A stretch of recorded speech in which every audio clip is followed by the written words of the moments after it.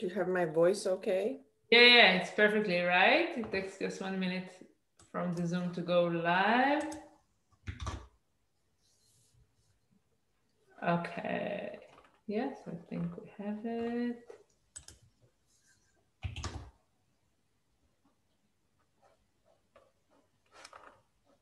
Just to see it all goes well. Yes. Okay, we are live. Wonderful. Yeah, so it's really nice having you here, Foojan Jane. We are having now a talk together about the integration model, right? About awareness, right? And Awareness integration theory. awareness integration, a new therapeutic model. And I was reading this article, which was really interesting. Um, and today I would like to talk with you. I will just introduce you, Poojan Jain. You're a psychotherapist and the founder and CEO of the Personal Growth Institute. Good. Um, and we get to know each other because we're kind of working in similar topics. And for me, it was really interesting to think about how to integrate better awareness and mindfulness into also with families and children. And I want to start with you with one of the questions I get a lot. And this is about the difference between unpleasant events and trauma. And I see a lot of confusion in that topic. And many people say, yeah, I had a lot of traumas and in my childhood. Also, don't know if they have trauma. And also, some people are really afraid that if they do meditation or be more aware of themselves, they will experience again uh, memories, body experiences that they had from the past. And some people are really don't want to go to the awareness part and meditation and mindfulness because they're so afraid of that. Sure. So great question. First, what are the traumas and what is the difference between a trauma and an unpleasant event? Um, there's two sets of traumas that we usually talk about, which they usually say like it's a big T or a small T, it's a huge trauma or not. So we could discuss it in a way that, first of all, if at any point we think that our lives is in danger and we think that it's a matter of life and death matter, and at that moment we think, whether it's accurate or not, but we think we're going to die. So whether the death is a physical death or an ego death, it becomes a big trauma because of a huge loss. But there's, I think, the element of helplessness and hopelessness. So if at any point a person experiences an utter level of helplessness or hopelessness that they can get out of the situation, they will go into a trauma. Their body and experience goes into, let's say, a freeze mode. So it's not like the flight or fight mode, because in both of those, there's an element of I can do something. But then you go into a freeze mode, which is the utter level of helplessness and powerlessness. When you feel very humiliated, and then you think you can't get out of it. So we talk about trauma when somebody's bullied at school in a way that they experience trauma, or the way that maybe their mother or their father, someone who they love and it's their primary caretaker, deals with them in a different way, such as either a physical abuse or a sexual abuse, or a verbal abuse, or even an emotional abuse. All of those become a traumatic event. An unpleasant event is when the event happens and we have a sense of agency toward it. There's a thing that I can do, and I can watch myself survive it. I can actually experience that I'm doing something to get out of it. And when I experience that, I feel empowered because I gain the ownership of I've done something. But even though I survive other traumas, but it appears like I didn't do anything. I was helpless and something changed by itself. So it wasn't me who had the power of changing that. And that usually creates a trauma for us.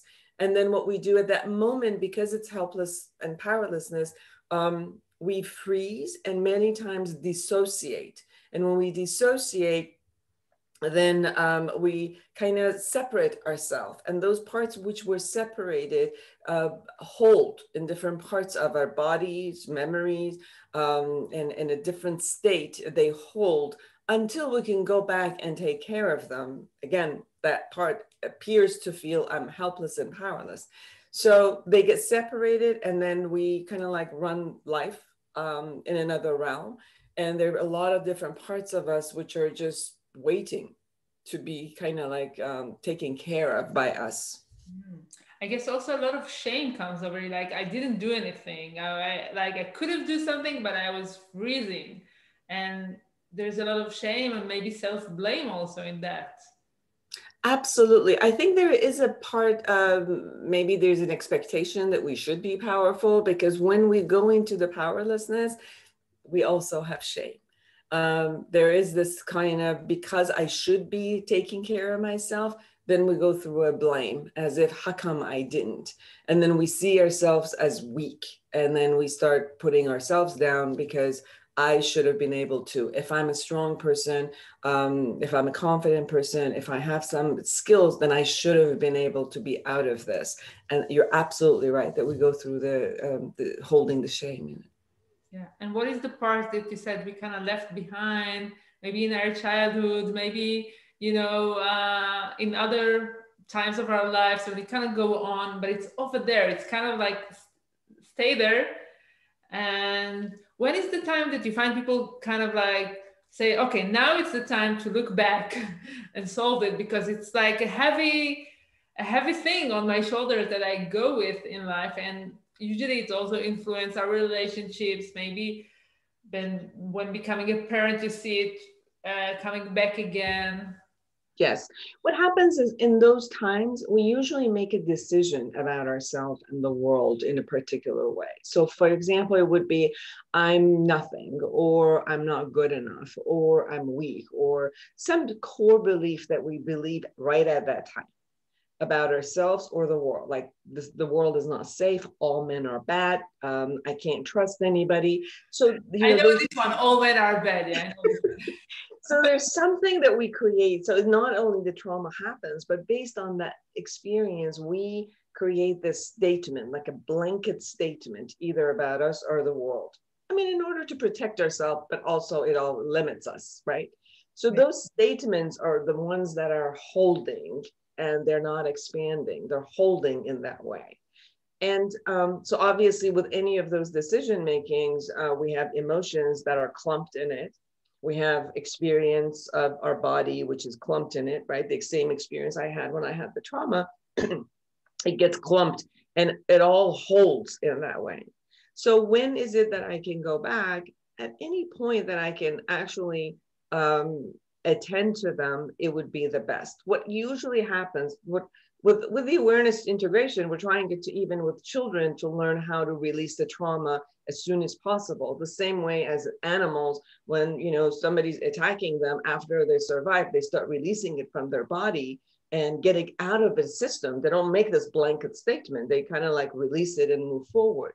One of the things we see with pets is because they're not in their natural environment, and they kind of take on our traumas of the same way, but in the nature, animals pass through the trauma and release it from their body and then move on.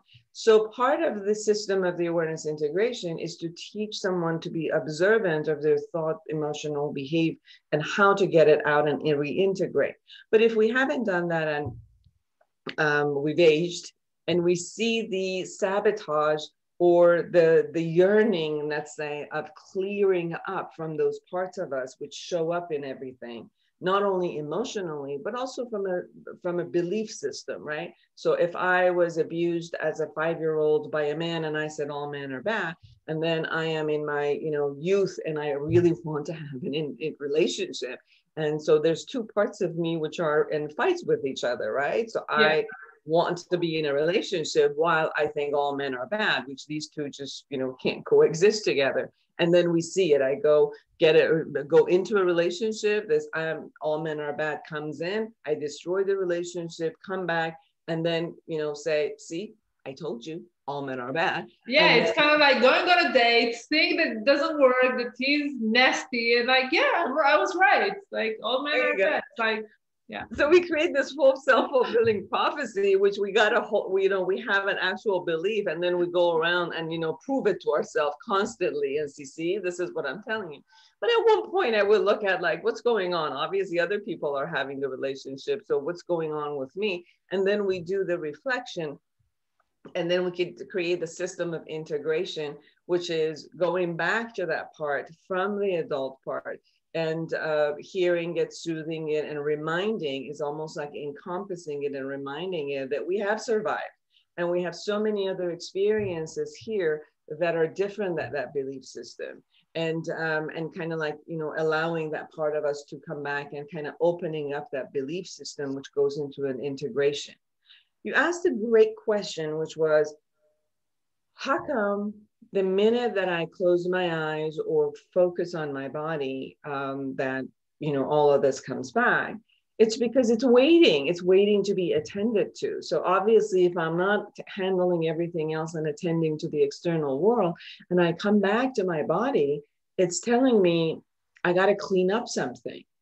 So the bad news is, in order to clean up, I got to go through some of this. The good news is I've survived it once, so don't worry about it. I'm actually stronger this time, and I don't have to go through the same event because the event is in here. So I can go through the memory of the event from a strong place, from a powerful place, from a place that already has evidence that I've passed it and I'm not helpless. And from there, I go and do it. But it does take me a kind of a skill of containment of my emotions, being able to handle the anxiety, the grief, the sadness, the shame, to be able to handle, just for it to come up and release. The same way you might go to the attic, which has a lot of dust, and you want to clean it up. Yeah, you got to handle the dust that is there a little bit until you clean it up, right? Yeah, I think there is a fear that if I will go back, I will not function. I will freeze again.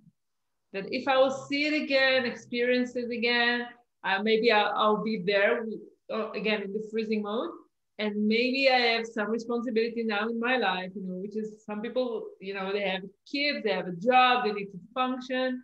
And then it's like, if I will open this, you know, this door, yeah, I'm not sure I can handle it. I think there's a big fear over there. Absolutely. And it's a real fear. It's a real fear. It's a valid fear, although it doesn't happen in reality, but it's a valid fear.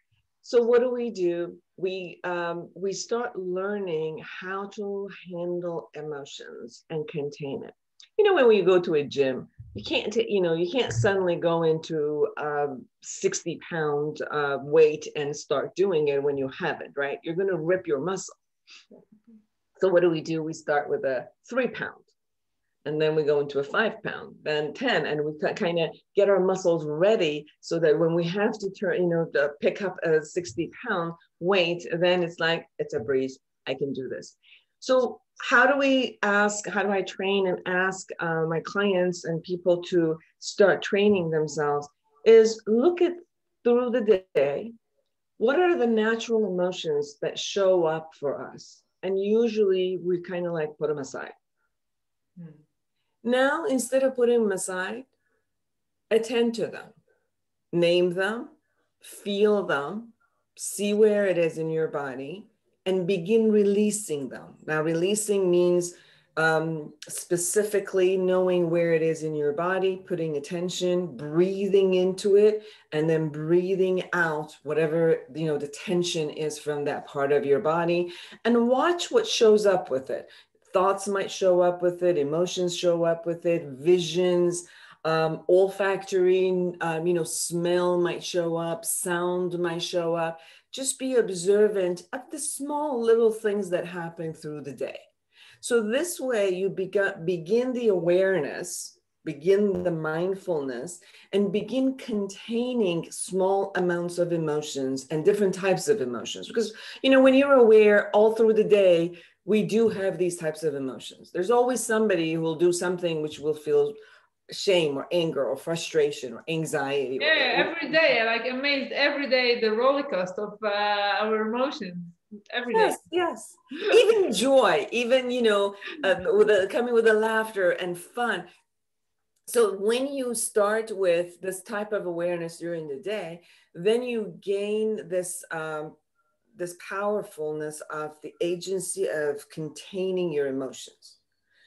Then you feel skilled as we go back to the original memory that you can do that. You can actually go through the memory, watching yourself, observing, and being able to contain the intense amount of emotion. If people are afraid to do this alone, it always helps when you do it with someone. So for example, with a client who was sexually and physically abused and was sitting always with her father, drunk, but telling her that he was going to kill himself every single night. When we did the work of, the trauma releasing through the awareness integration, at one point she completely regressed and her body went through the whole system again of releasing, and it came out of the releasing. So she went into the exact position that she was sitting at the bedside of her father when her aunt came and beat her up, and was listening to that. So she just went in there and started shaking. And what she needed was my voice, another voice, just reminding her, and this time being very soothing, letting her know that she's okay. And at one point, she asked me, hold me, hold me. And I hold her hand, and she passed through it and it never came back again. So if we think we can't handle it ourselves, we can always do it with a therapist, with a coach, with someone who's very dear with us. And we know that they love us, and they can, all that they need is just with the soothing voice telling us the world is safe. Right now it's safe. It's okay. I'm here and you're safe. And then even if it's a loving touch that holds, just says, you're okay and everything is okay. And then it reminds our body that I'm not in a threat anymore. So we could do that if it's really hard for us. But I think most everybody that I've seen that have not gone through those types of emotions, they can pull this through on their own.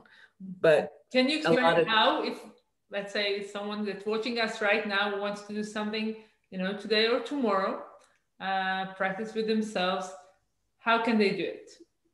So first, what I'm going to request is to become aware of, I prefer for them to start monitoring themselves. So the monitoring would be starting to maybe journal. And imagine you have a camera on yourself, right? Now the camera is not going to be, it's just a pure camera. It's not a commentary camera. It doesn't comment. It just kind of like observes, right? To leave all the comments, to leave them aside. Yeah. So it's not like, you watch yourself and you're like, well, that was stupid. No. You just watch yourself. It's like, oh, this thought shows up. Oh, this type of emotion shows up. It's just this. It's an observational camera. So you begin doing that and then journaling to watch what kind of a theme of thought process and emotions are more prevalent, and they're more like in your default position. That if nothing is going on, these are the type of the thoughts and emotion that show up. Some people just the original default position is an anxious mode of what if. Some people are like irritated. So people are, nobody loves me, nobody cares about me. Yes. I hear that a lot. Yeah. Yes, that puts people in a sadness, yeah, and a shame that I'm bad. So you kind of like monitor the thought process and the belief systems that show up. You monitor the emotions that show up, and you monitor where the tension lies usually in your body. Somebody holds it on their shoulders, in the throat, their heart, their stomach. These are places back, different places in their back that they hold and store emotions. So first I would ask to do that. Second, I would actually ask them, to monitor this during the day and be able to create self-soothing on a daily basis with little stuff that shows up. So anxiety shows up. What if, and they're like, okay, let me do a reality check. Okay. And now this is what's going on. All right. I'm safe. Now let me go. Where's the anxieties? Right here. Let me breathe through it, take a deep breath, and then start exhaling really long. And then imagine the anxiety coming out, like a straw here or through your mouth or whatever. Just imagine, do imagery work for it to come out.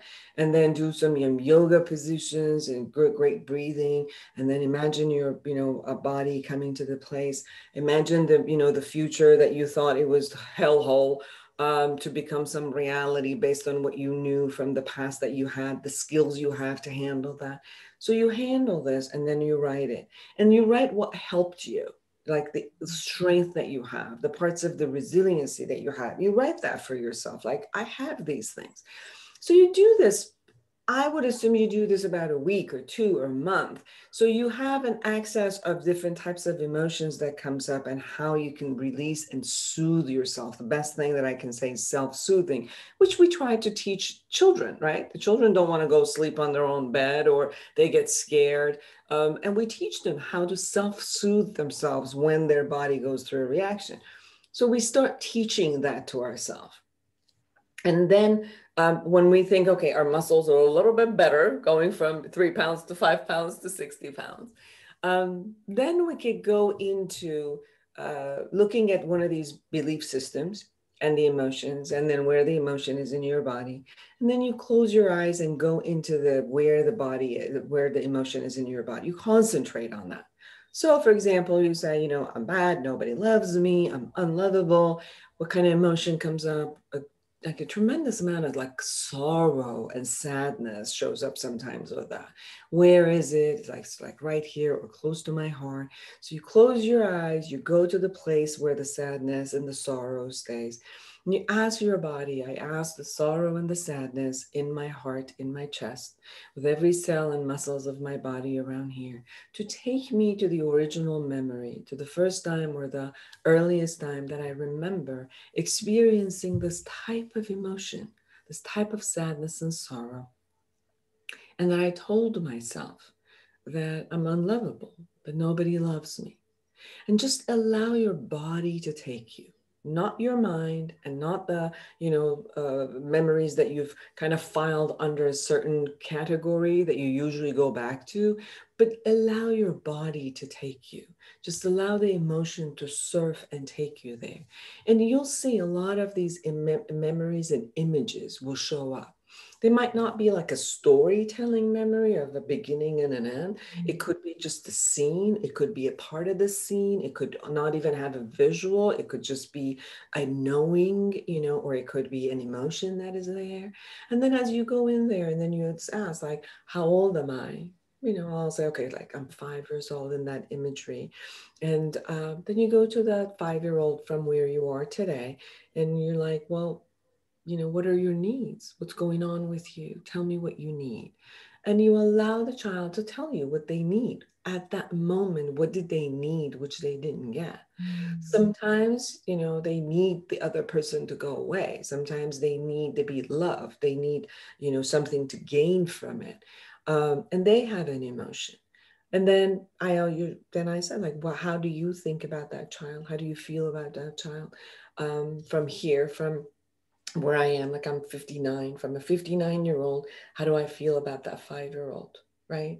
And then I go to that child, allowing these emotions to be there, contained, and then breathing through them and creating this love and affection with that part, knowing that I'm here for you. And then allowing the child to know, I have good news for you. And the news is, I'm from your future. And I'm telling you, we survived this. Just when you're saying this sentence, I feel the relief in my body. Like it's kind of this, it's a really strong sentence. Like we are okay now. Yes. We are safe. We survived this. Yeah. I have evidence for you that you don't have to be stuck there, And I know that you went through a lot, and I know that this is what you needed. And I can remind her that she got it later on. You didn't get love from so and so, but I promise you that as we grew up, all the other people came and loved us. So yes, we didn't get it from our mother. We didn't get it from our father. We didn't get it from that. And I'm sorry. That just wasn't written in our cards. But guess what?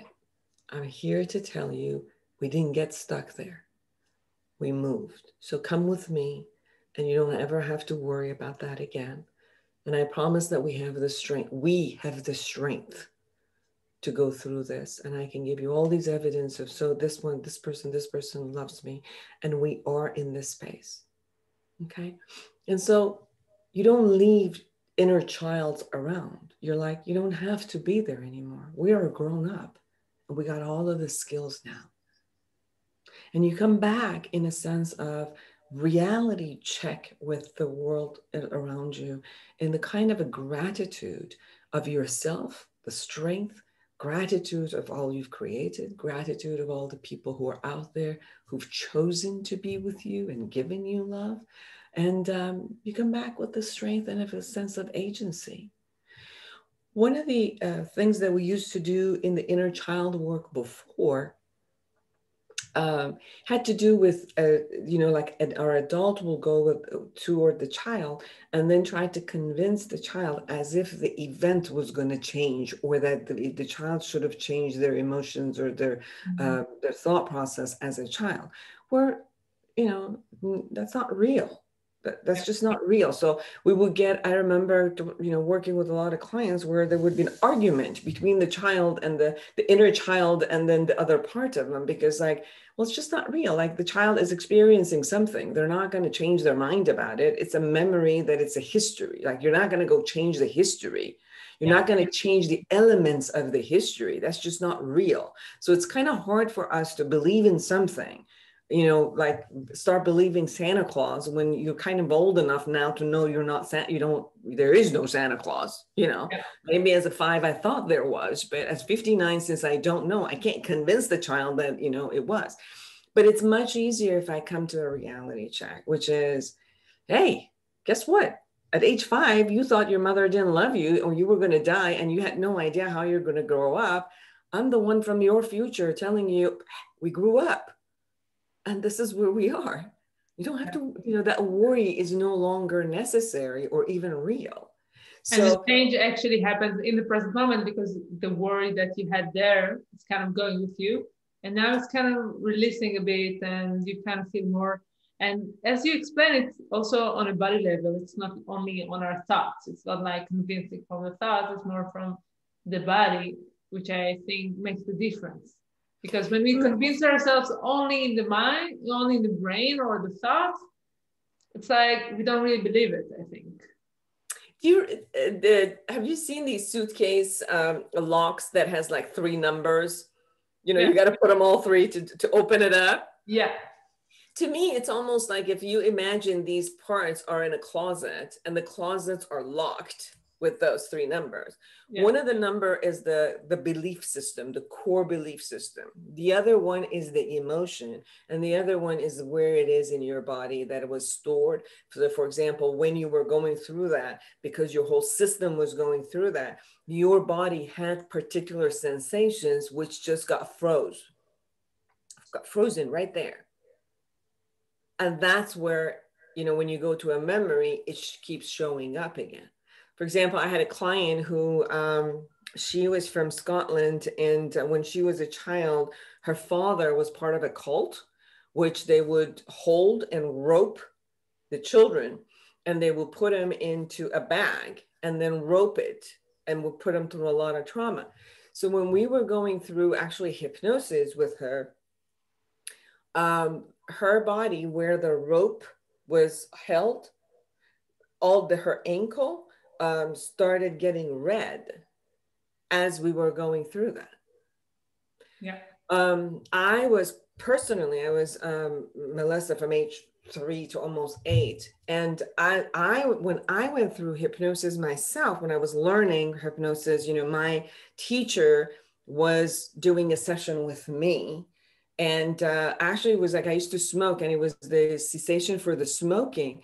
And it went into the anxiety, and the anxiety went into this anticipation.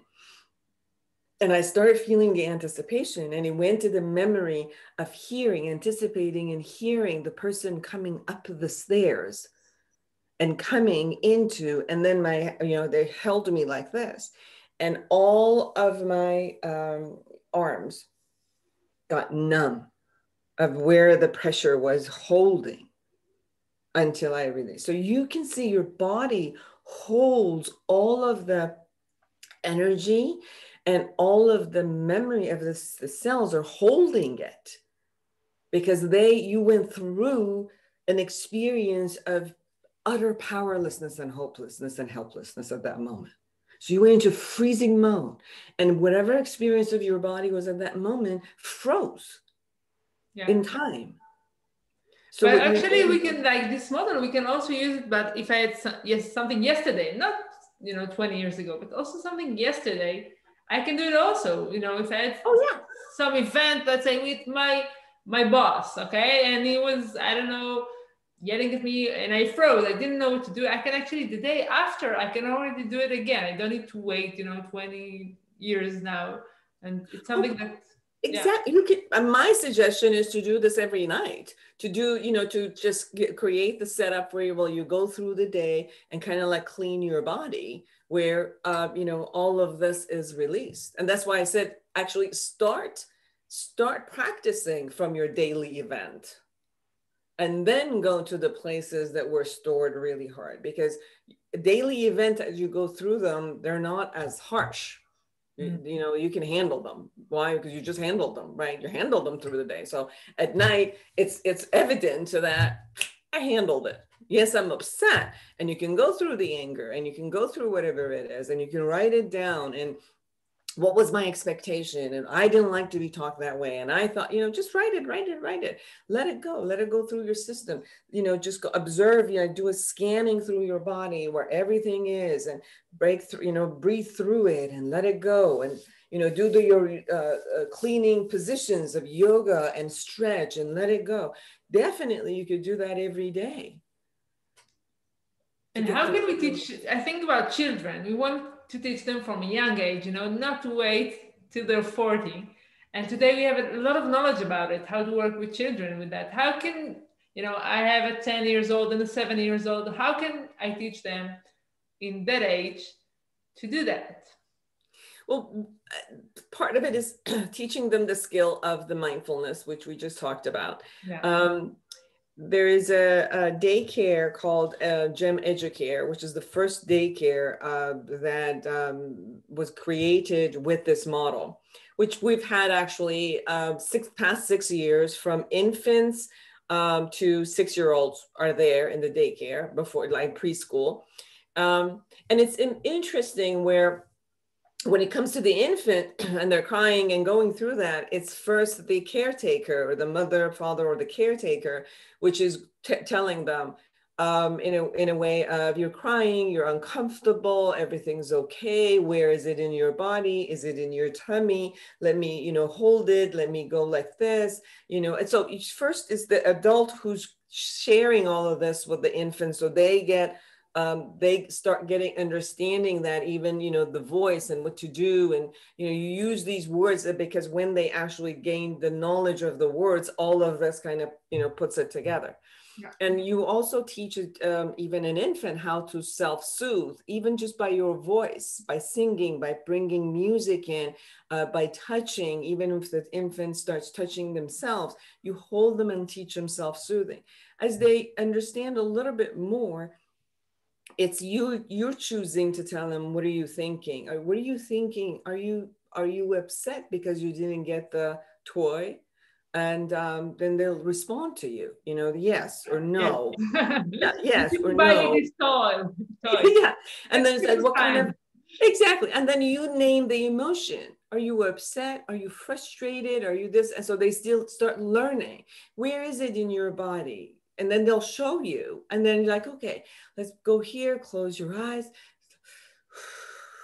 And then you start going like that with them until like, is it gone? Is it like 1, 2, 3? How much is it, if they can count? If not, is it this much? Is it this much? Is it this much? So you show them so they can do a kind of a gauging with you. And then they begin learning in how to be there. And if they get upset or something, you can always then allocate a location in the room or wherever and say, let's go here because we're going to go calm down, like a safe place. Yeah. So you go there, like in this daycare, we had created bean bags, bean bags, which were cute, like they were animal looking bean bags. And so it was comfortable. The beanbag would hug you. So we would go over there and then the child would sit there and then the teacher would sit beside them and we'll go through this process and then say, well, you just sit down here until you calm down, you calm your whole body, breathe and then scan your body, go from here. Tension, no, great. Calm, all the way to your body. And then they will go. And then after a while, it was funny because she would report to me that they would get upset and they're like, and her name is Eileen, goes, Miss Eileen, I'm going to my beanbag. I need to calm. So they would just go over there, do the whole exercise, and then would come out. And one time it was funny because she was reporting that I guess she was very frustrated about something that day. So the 4-year-old would come in and say, Miss Eileen, you're upset? And she says, no, you're upset. I see you're upset. And she goes, okay, I'm upset. Come here. So he took her to the beanbag, sat her down and said, okay, where is it? And she goes like this, goes, okay, calm down, close your eyes, go, you're okay? So it was interesting that he had now learned this and then was doing it with the younger children in the daycare as they were, showing some signs of distress. So you could see immediately in little things that you teach them, they take it on. Every human being loves to have self-soothing and, emotional regulation in that way. So they just need to learn the skills. Most of the time when they're reacting, either we are soothing them or we're scolding them. Like if they're angry, go, take a time out or go sit down there and all of that. And what happens is like, they think if they're angry or upset, they've done something wrong or bad because like we don't attend to them. They don't have the skills and we're telling them they shouldn't be doing or shouldn't be feeling. So we teach them that those emotions are not good to feel. They're not appropriate, go in your own corner. Yeah, and they need to suppress it because they cannot show it. And yeah, of course. Yes. Yeah. Yeah, I think it's really something really valuable to learn in really young age to help yourself calm down. And as you said, you can also apply it very quickly to other kids or even to adults. And they start to recognize feelings. I see it also with my kids. Because we talk a lot about emotions and play emotion games, they kind of know how I feel by looking at me and also saying it. So it's really nice. And what you just said about the safe place, I think it's really important to have it also at home, not just, in kindergarten or daycare, but also preparing maybe something at home. It could be really simple, right? That kids can go there, and also adults, if they are too angry, they have a place to go to. Exactly. Some people create this meditative corner for themselves and they put some symbols of something that calms them down. Maybe it's like a flower that they put there or, some sort of like maybe there's an animal, just, like a ceramic animal, like if they love dogs or whatever, they feel like an animal that gives them love. So they put it there or gives them strength, let's say, put a symbol of that, put a symbol if they're religious, a belief, the religious belief that they have there, something that reminds them of this is a safe place for me. That you can go and they could call it, and that's the best place to go meditate, maybe in the morning or at night and just get close to your body and your system. Leaving some time to reflect on yourself is great. And if you can handwrite, not type, but handwrite. Why is it important to handwrite and not type on the phone or the computer? Why do you think it's more? Most of the research has shown that when you are handwriting, so far, I mean, maybe research is because most of the generation had been handwriting instead of typing. And so most of the research still shows the element of a handwriting creates closeness. And then if you even do it with your right hand or do it left hand, it brings the connects you with your emotions much faster. But I would still say, I don't know if we go 20 years from now and do the research on children who never handwrote and from the beginning they typed, maybe that wouldn't even be a conversation. Maybe handwriting would be something new that doesn't connect them. But so far, because of the generation that was raised by first handwriting, it brings us much more closer to our younger age in when we're doing the handwriting less instead of typing. Typing is great too, but I think that when you handwrite, I've seen actually notepads and electronic notepads that are coming out on iPads that are trying to write because have you seen that, right? They prefer to write versus like type. Yeah. And especially when it comes to emotions, because there's a different versions, like there's a part of us that comes through in handwriting. So that just gets you closer to yourself. But if that's not something you want to do and you want to type, that's fine too. It's more of allowing a free association coming out and for you to see it. Some people who have difficulty writing, I said, just talk and tape yourself, or just talk and listen to yourself. Some people do it audio and it's not, they don't really like writing. But there's a time of observing, getting this out and watching it. And this sort of reflection. There's also the time to watch it. It's not just writing, it's also reading it or listening to it. It's also this part that is really important as well. Yeah, because one is releasing, the other one is observing. So you're learning. Because with this, what happens is that you become more in tune and more aware of how this machinery, let's say, works, so that if you need to stop it or reshape it or redirect it, that you could do that in milliseconds now. The same way you're driving. Imagine driving and you're on automatic, or you're watching everything that's happening. So if a car comes in and you need to shift or change gear or, maneuver around to keep yourself safe, or you see a beautiful scenery and you're like, oh, that's so beautiful, I want to stop and watch and enjoy. Now imagine the same analogy versus I'm talking to someone and they're irritating me, something they say that triggers me. And instead of being automatic and then allowing the trigger to answer and do that, I'm watching and it's like, oh, I'm getting triggered right now. Let me see. This sentence they said triggered me, but I'm in a professional setting right now. This is what I want to happen. Shift, go back. These are the thought process that I need to stick to. Calm my emotions calm down because I need to do this. And then you maneuver right to where your goals want it to be versus the other one, which would be, I'm triggered, I'm pissed at you, and I'm going to go, kind of like create this power struggle at the end. And like, obviously I won't get the result that I want, right? So the more that you do this practice, the more that you are, this type of a camera you've put in allows you to be in the moment, present time, making the right decisions for yourself and others based on whatever your goals and intentions are. Yeah, and I think it's really important for people also at work space or, as you said, a professional setting, that sometimes a lot of emotion arise, but it's not a place to, get angry, be upset, cry, of course not.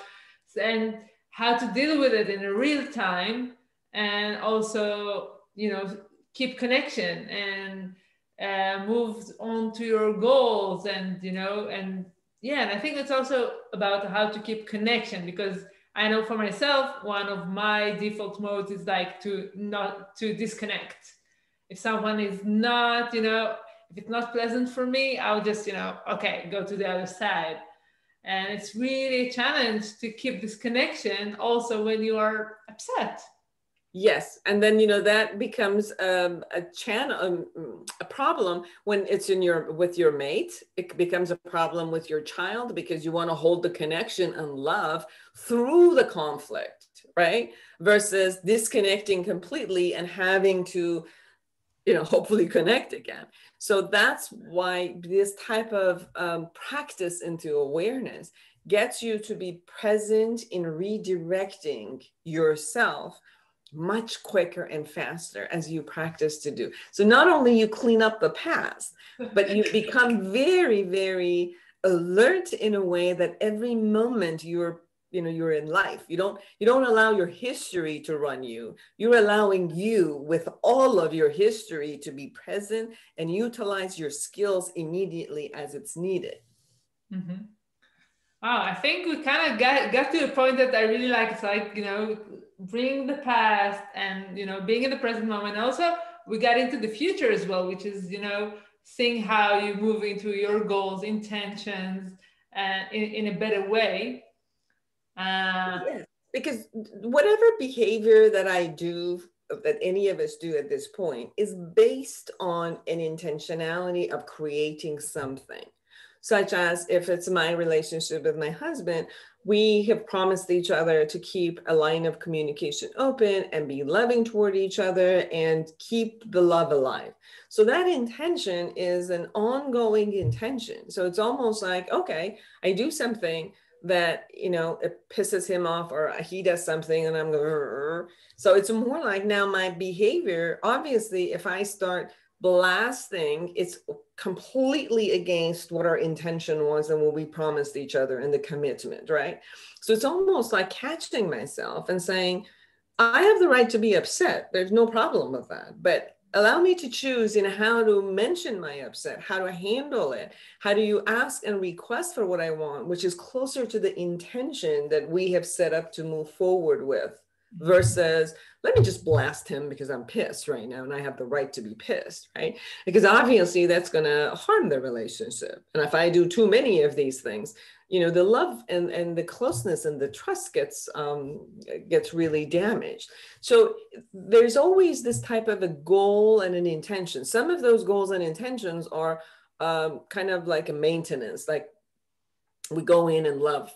Some of them are like in our career, maybe the forwarding career that I need to gain, financial gain or status gain, or with my child is not only there's some goals that are maintaining, such as connection and respect and all of that, but there's also, looking at their growth and, having it shifted constantly differently as they're growing, to shift my parenting. So there's always something we're striving toward. Like you wake up in the morning because there's something you're going to do in the future. We're future-oriented animals. Yeah.